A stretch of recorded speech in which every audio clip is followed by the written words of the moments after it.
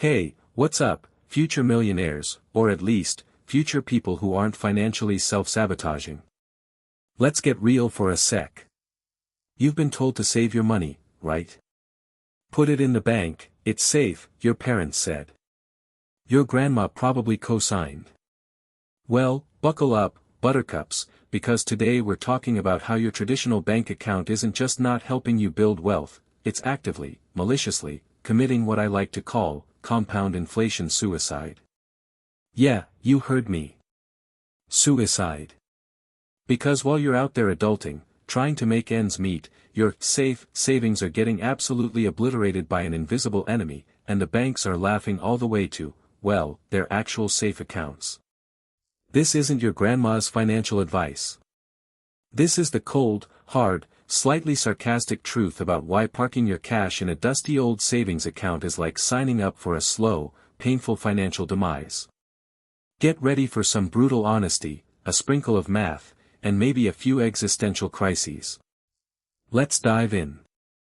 Alright, so why do we even do this?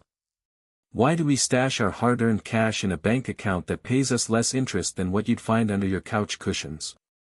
It's the illusion of safety, my friends. It's what we've been conditioned to believe. The bank vault, the FDIC insurance, it feels secure. And sure, your money won't physically disappear. A hacker probably won't wipe it out. But what they don't tell you is that your money is disappearing in plain sight, just in a different, more insidious way.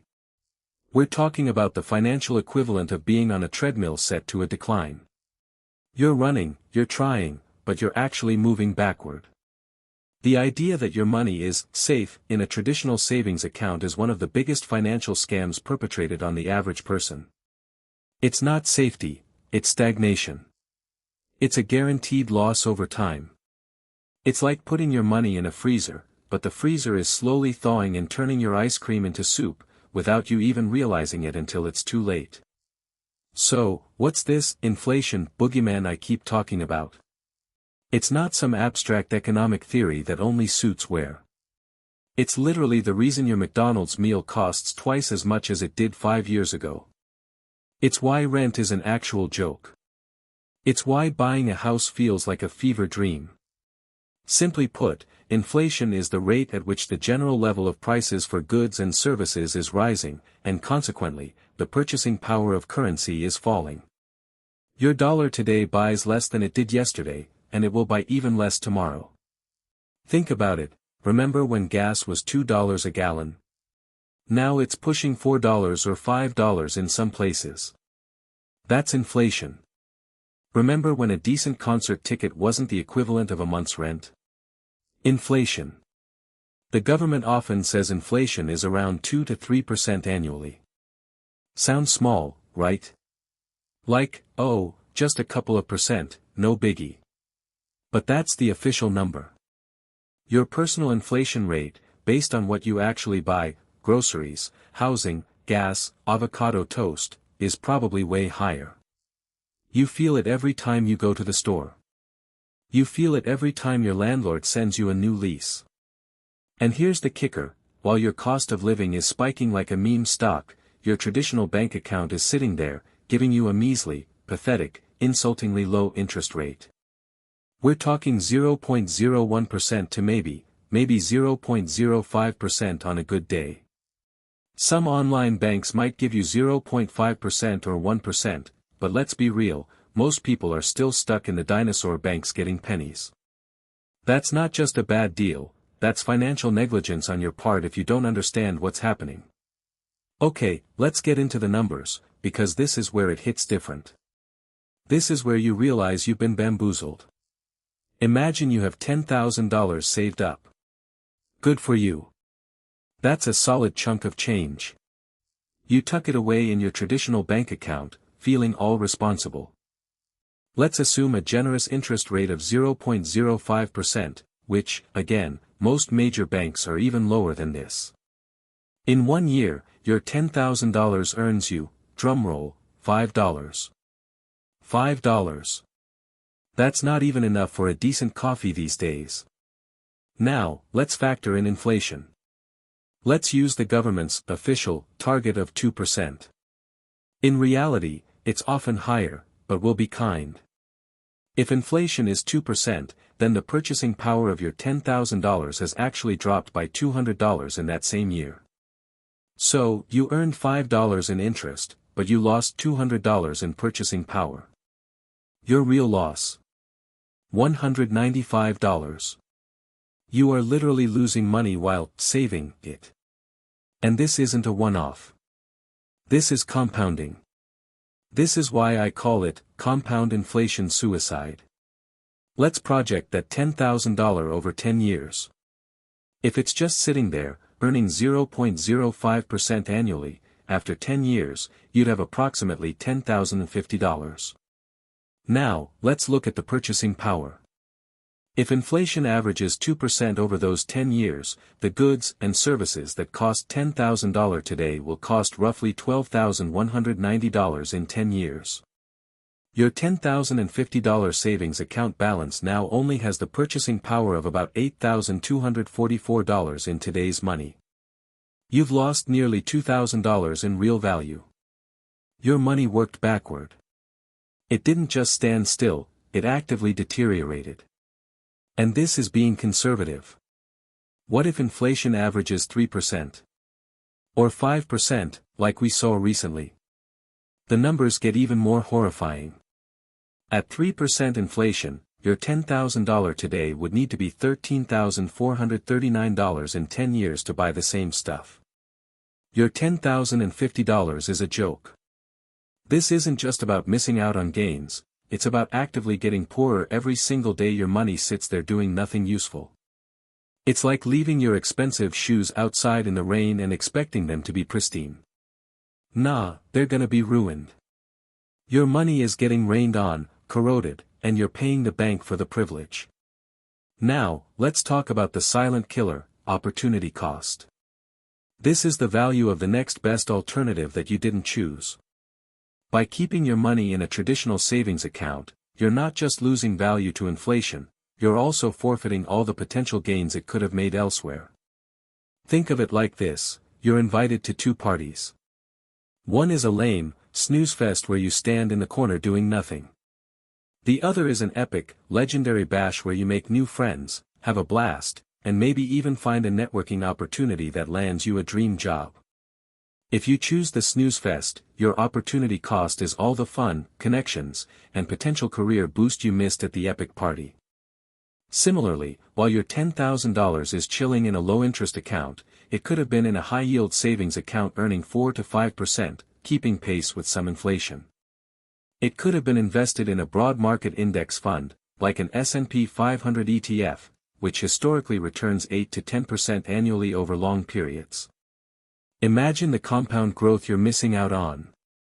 That $10,000, compounding at 8% annually for 10 years, would be over $21,500. Not guaranteed, sure, but way better odds than 0.05% for a guaranteed loss. Your safe choice isn't safe, it's just the least active choice, and it's costing you a fortune in potential wealth. It's like opting for a paper cut over a potentially broken bone, but the paper cut happens every single day until you bleed out financially. So, why do banks offer such trash interest rates? Are they just being mean? Kinda, yeah. But mostly, it's just business. Their business model thrives on your financial illiteracy and your desire for safety. Here's the tea: you put your money in their savings account, right? They don't just put it in a vault with your name on it. Oh no. They take your money, bundle it with everyone else's money, and then they lend it out. They lend it out as mortgages, car loans, personal loans, business loans, credit cards. And guess what interest rate they charge on those loans? Way higher than 0.05%, I guarantee you. They're charging 5%, 7%, 15%, even 25% on credit cards. The difference between what they pay you and what they charge others is called the net interest margin, and that's how they make their billions. They're literally using your stagnant money to make themselves richer, and they pay you peanuts for the privilege. It's a sweet deal for them, free money, or close to it, that they can leverage and profit from.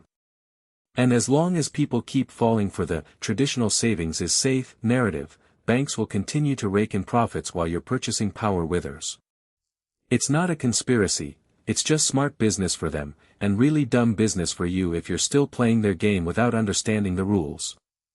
Okay, I've dragged traditional savings accounts through the mud enough. So, what's a financially savvy Gen Zer to do? First, a disclaimer, I'm not a financial advisor, and this isn't personal financial advice. This is just general knowledge about what people who don't want to commit compound inflation suicide tend to look into. Always do your own research and consider talking to a professional. High-yield savings accounts, HYSAs. These are still savings accounts, but they often offered by online-only banks. Because they have lower overhead, they can pass those savings on to you in the form of much higher interest rates, sometimes 100x what a traditional bank offers, often 4 to 5% currently. This helps offset inflation, though it might not beat it completely. Good for your emergency fund, money you need liquid in the short term. Money market accounts, MMAs similar to HYSAs, usually offered by banks or credit unions, sometimes with check writing privileges. Often competitive rates. Certificates of deposit, CDs. You lock your money away for a specific period, e.g., 6 months, 1 year, 5 years, and in return, you get a fixed, usually higher interest rate than a savings account. Good for money you know you won't need for a while. Treasury bills, T-bills, / government bonds *. These are loans you make to the government. They're considered extremely low risk and often offer competitive yields, especially for short-term T-bills. Plus, some state and local tax advantages. Easy to buy via Treasury Direct. Index funds / ETFs, exchange-traded funds. This is where real wealth building happens for many. Instead of trying to pick individual stocks, you invest in a fund that holds a basket of hundreds or thousands of stocks, like the S&P 500. Historically, these have returned average annual rates of 8 to 10% over the long term. Yes, there's market risk, but over decades, they've consistently beaten inflation by a mile. Good for long-term goals like retirement. Real estate * investing in physical property or REITs, real estate investment trusts, can also be a way to beat inflation, though it comes with its own set of complexities and risks. The point is, there are options. You don't have to settle for letting your money slowly rot in a traditional savings account. The knowledge is out there, you just have to choose to use it. Look, I know this might feel like a lot. You're probably thinking, great, another thing to worry about. But honestly, this isn't about worry, it's about empowerment. It's about taking control of your financial destiny instead of passively letting it erode. The banks aren't going to tell you this stuff. Why would they? It's not in their interest. So it's on you to educate yourself, to be skeptical, and to demand more for your hard-earned cash. Stop treating your money like it's just a number in an app. Your money is a tool. It's a resource. It's an employee that should be working tirelessly for you, not slacking off and taking a pay cut every single day. This isn't about getting rich quick. This is about not getting poor slowly. It's about preserving your purchasing power, building real wealth over time, and telling compound inflation suicide to go kick rocks. So, there you have it. The brutal truth about your traditional savings account. Do your research, explore alternatives, and stop letting inflation eat away at your future. If this video gave you an existential financial crisis, in a good way, smash that like button, subscribe for more cynical truths, and hit the notification bell so you don't miss out. And tell me in the comments, what are you doing with your emergency fund or short-term savings? Let's get a conversation going. Peace out.